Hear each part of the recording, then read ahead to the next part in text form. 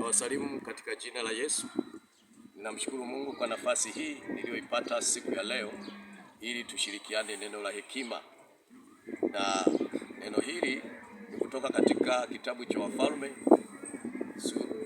wa kwanza sura ile ya 8 mstari wa 12. Suleiman akanena, Bwana asema anakaa katika giza nene.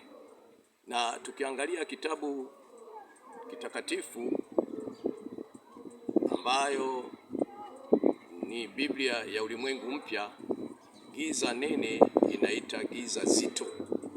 Na tafsiri ya giza kwa mwanadamu siku zote inamwakilisha shetani, inawakilisha mateso, inawakilisha magonjwa, inawakilisha mambo mabaya, inawakilisha hofu na vita, inawakilisha utekwaji, inawakilisha kila kitu kinachomtengenezea mwanadamu hofu. Lakini neno linatuthibitishia leo kupitia Mfalme Suleiman alivyosema ya kwamba Bwana anakaa katika giza nene, giza zito.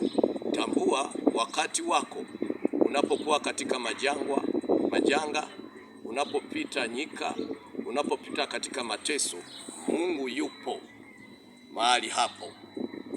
Ana nafasi ya kukusaidia. Unachotakiwa kufanya, usiwe afisa wa kiroho, fanyika kuwa shahidi mfia imani.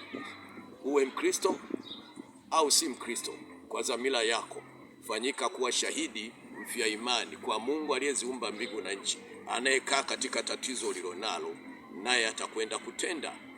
Atakusaidia, atakufungua, atakuweka huru wakati wote. Na ukiangalia katika Zaburi sura ile ya 18 mstari wa 11, anasema anajificha huko katika giza hilo nene. Na eneo hilo anaojificha katika giza hilo nene amelifanya kuwa hema yake, amelifanya kuwa nyumba yake, amelifanya kuwa sehemu anapokaa. Kwa hiyo wakati mwanadamu anahisi kwamba kupungukiwa, anahisi kwamba yumo katika dhiki, hapo ndipo Mungu yupo. Endelea kuinua imani, amini neno, tenda neno wakati wote. Jua vita vyako vimekwisha kwa imani ulionayo.